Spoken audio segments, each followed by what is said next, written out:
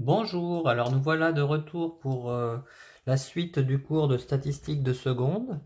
Alors on va parler maintenant donc de moyenne. Donc on est en haut de la page 4 du cours et donc on va définir la moyenne pondérée d'une série statistique. Alors je rappelle rapidement que pour une série statistique on a les effectifs qui sont représentés par les lettres n et les valeurs qui sont représentées par les lettres X. Donc on peut calculer la moyenne pondérée des valeurs d'une série statistique en utilisant pour chaque valeur le coefficient n qui correspond en fait à son effectif. Donc on multiplie chaque valeur par son effectif, on additionne l'ensemble et on divise par la somme des effectifs qui est donc l'effectif total. Et on obtient la moyenne pondérée. Alors notez que cette moyenne se note X avec une barre au-dessus, X bar, et on dit X bar.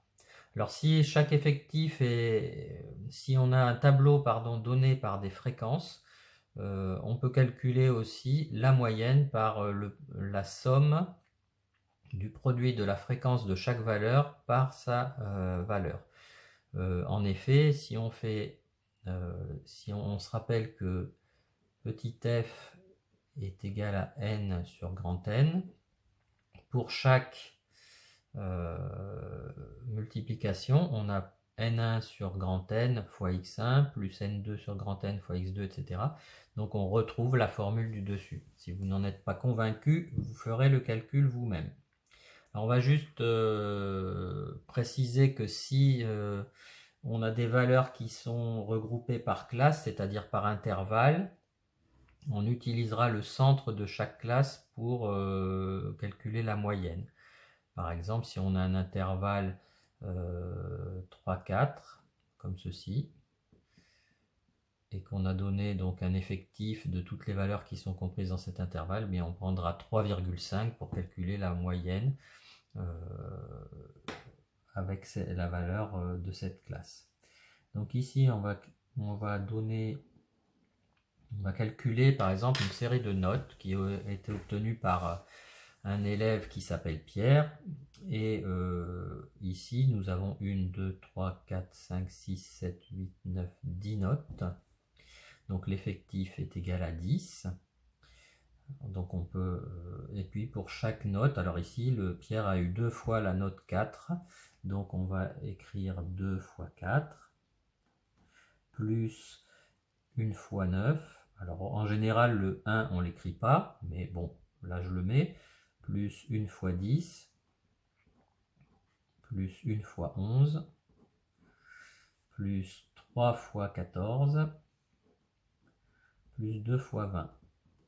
Et comme il a eu 10 notes, on divise par 10. Voilà, c'est la somme des effectifs. Grand N égale 10.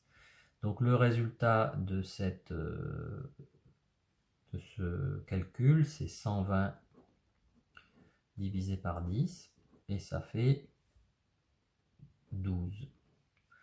Alors la moyenne des notes de Pierre est 12. C'est la moyenne pondérée des notes de Pierre. Alors on dira que aussi la moyenne pondérée est ce qu'on appelle un indicateur de tendance centrale de la série. Alors c'est une caractéristique de position de la série statistique. Alors concernant la médiane d'une série statistique, petit b,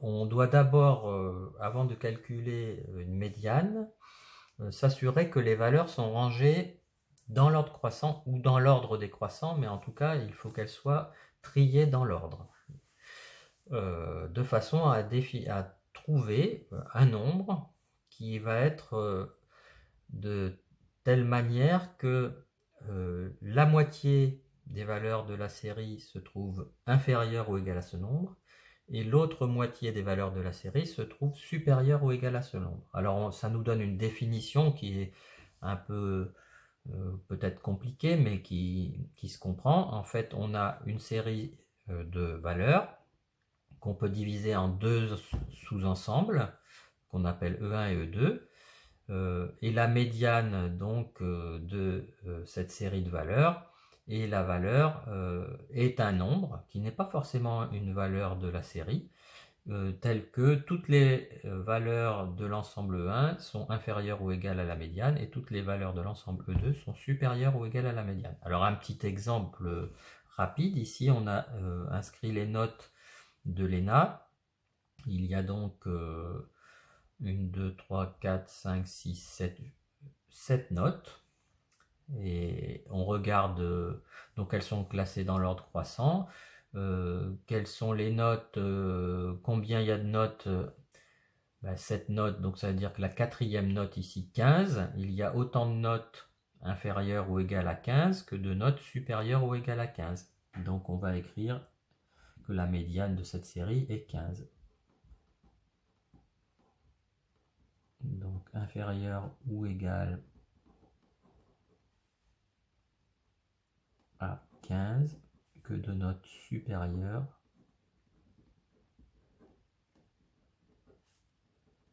ou égales à 15. Donc en effet, bon là c'est une série qui comporte très peu de valeurs, on peut trouver la médiane très facilement. La médiane de cette série est 15. On verra des méthodes pour déterminer la médiane lorsque la série comporte un grand nombre de valeurs. Alors on reprend l'exemple des notes de Pierre qu'on avait vu dans l'exemple précédent pour calculer la moyenne. Alors ici on se rappelle que Pierre a 10 notes. J'ai trié la série dans l'ordre croissant, 10 notes. Bon bien, il y en a donc 5, on peut faire 2 sous-ensembles de 5 notes. Et ici donc 5 notes, 5 notes. Alors on s'aperçoit que le premier sous-ensemble, la note la plus haute c'est 11 et le deuxième, la note la plus basse c'est 14.